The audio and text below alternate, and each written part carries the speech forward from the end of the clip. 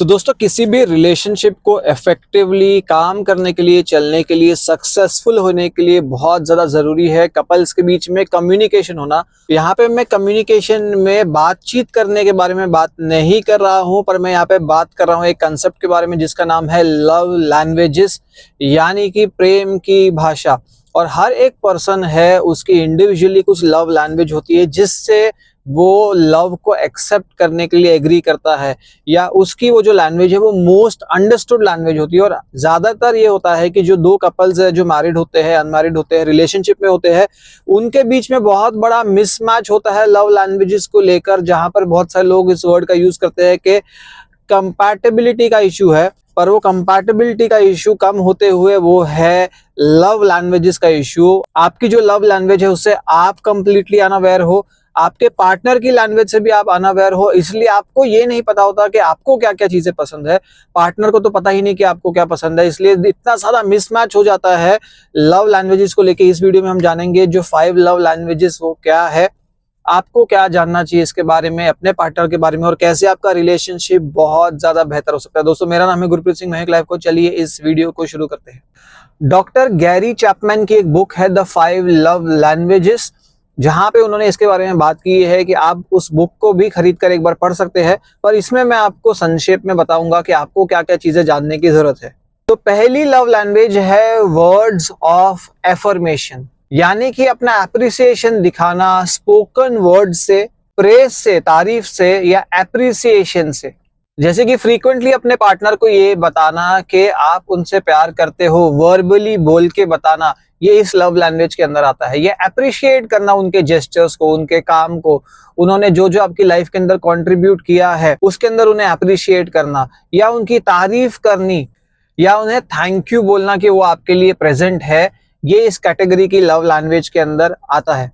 इसका फायदा ये है कि आपका जो पार्टनर है उसका सेल्फ एस्टीम बूस्ट होगा, उसका कॉन्फिडेंस बेहतर होगा, उसका जो अपनी तरफ अपने आप को देखने का जो रवैया है, अपने आप का जो उनका सेल्फ लव है वो बेहतर होगा। जब आपके सामने वाले पार्टनर का सेल्फ लव अच्छा होता है तो वो आपको और अच्छे तरीके से सर्व कर सकता है, या अपने और आपको और अच्छे तरीके से वो कंट्रीब्यूट कर सकता है। अब इसके बारे में बुरा ये है कि अगर ये जो आप वर्बली अप्रिशिएट कर रहे हो,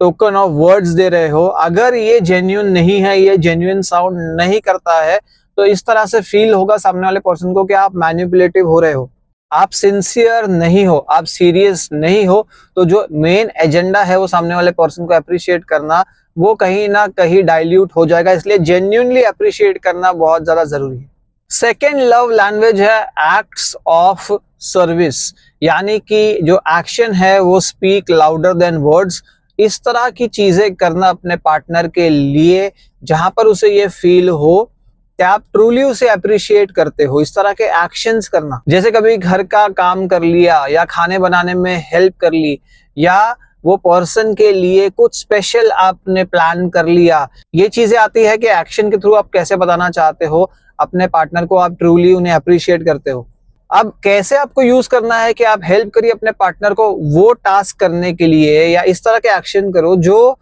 टास्क उनके लिए टीडियस है, जो उनके लिए बहुत ज्यादा मेहनत वाले हैं, जिनको करने में उन्हें स्ट्रेस होता है। अगर आप उनके लिए कुछ एक्शंस भी करते हो पर वो एक्शंस इतने ज्यादा मायने नहीं रखते हैं, या उनके लिए वो खुद भी वो एक्शन अपने लिए कर सकते थे, पर इस तरह के एक्शंस में इन्वॉल्व होना जो टास्क उनके लिए डिफिकल्ट है, टीडियस है, स्ट्रेसफुल है, वो एक्चुअली इस लव लैंग्वेज को सही ढंग से यूज करना होगा। इसके बारे में गुड ये है कि अगर आप जब ऐसे करते हो, आप एक्चुअली अपने पार्टनर का जो स्ट्रेस है वो कम करते हो और हेल्प करते हो उस अपने पार्टनर को थोड़ा सा और अपनी लाइफ में थोड़ा रिलैक्स करने के लिए, मी टाइम फाइंड करने के लिए। इसका बैड पार्ट तब हो सकता है जब इस तरह की आप लव लैंग्वेज में एक्शंस करते हो सामने वाले पार्टनर के लिए, पर बहुत ज्यादा एक्सपेक्टेशंस रखते हो, ये सोच के करते हो कि मैंने किया है और रिटर्न में मुझे मिलेगा, और ये वापस से आएगा मेरे पास, या मैंने इतनी बार कर लिया पर मुझे रिटर्न नहीं आया। तो ये एक्सपेक्टेशन वाला जो सब्जेक्ट है इस कैटेगरी के अंदर, ये आपको बैकफायर कर सकता है और आप अल्टीमेटली जो अपना इंटरेस्ट है एक्शंस करने के अंदर वो लूज कर सकते हो। तीसरी लव लैंग्वेज है गिफ्टिंग, और सभी को पता है कि बर्थडेज पे, एनिवर्सरीज पे हम लोग गिफ्ट देते हैं अपने पार्टनर को। तो गिफ्टिंग एक बहुत अच्छा वे है अपने पार्टनर को ये बताना कि आप ट्रूली उन्हें अप्रिशिएट करते हो, और इस तरह का उन्हें गिफ्ट देना जिसके बारे में वो सोच रहे थे, जिसके बारे में आप बहुत थॉटफुल हो, आपने सोचा कि ये गिफ्ट उनके लिए ट्रूली हेल्पफुल होगा। महंगी चीजों की बात नहीं कर रहा, पर इस तरह का गिफ्ट जो उनकी लाइफ को इजी बनाता है, या वो जिसे चेरिश करते हैं, या जो जो चीजें उन्हें पसंद है, जैसे कि फ्लावर्स देना, पर्सनलाइज्ड गिफ्ट देना, कोई वेकेशन गिफ्ट करना, कोई रिट्रीट गिफ्ट करना। इस तरह की जो गिफ्टिंग है जो उन्हें एम्पावर करते हैं, उन्हें स्पेशल फील करवाते हैं, वो इस तरह की कैटेगरी की लव लैंग्वेज में आ सकते हैं। इसके बारे में गुड ये है कि आपका पार्टनर वैल्यूड फील कर सकता है, पर बैड ये है कि अगर बहुत ही ज्यादा रेगुलरली गिफ्ट्स दिए जाए, आज दिया, कल दिया, परसों दिया, हर एक दिन गिफ्ट दिए जाए, तो गिफ्ट की जो इंपॉर्टेंस है वो डाइल्यूट हो जाती है। और जब आप एक्चुअली ट्रूली अपना लव दिखाना चाहते हो गिफ्टिंग करके, तो वो उस टाइम पे इतना इम्पैक्टफुल नहीं होता।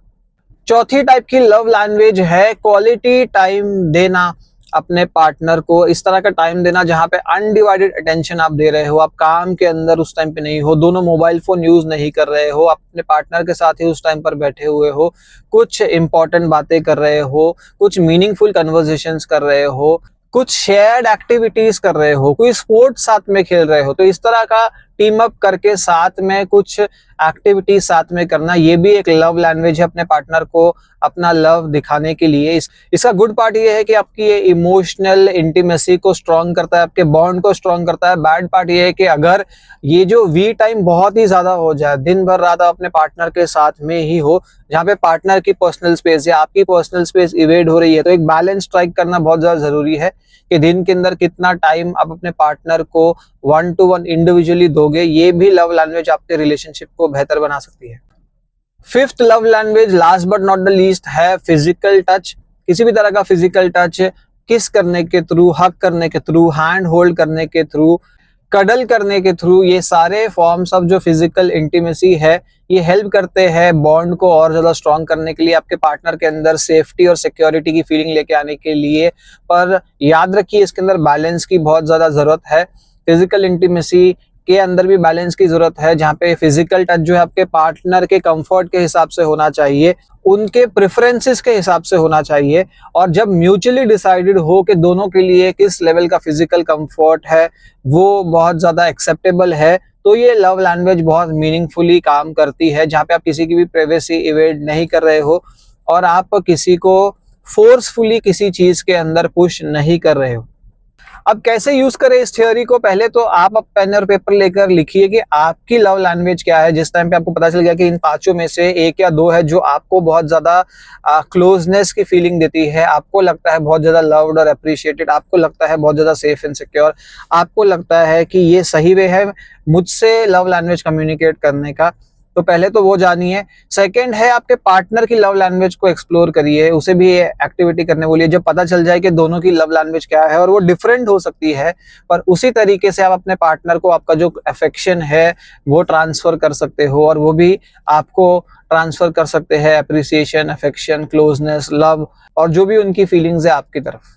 तो दोस्तों एक फुलफिलिंग रिलेशनशिप के लिए बहुत जरूरी है लव लैंग्वेजेस को समझना, उसे इम्प्लीमेंट करना आपकी मैरिड लाइफ के अंदर। हो सकता है इसे इम्प्लीमेंट करने में कुछ आपको चैलेंजेस आए, या आपका पार्टनर है वो ये एक्सप्लोर करने के लिए बिल्कुल तैयार नहीं है, या आपका पार्टनर सुनने के लिए तैयार नहीं है, या आपका पार्टनर आपको लगता है बहुत ज्यादा होस्टाइल है, या बहुत ज्यादा उसे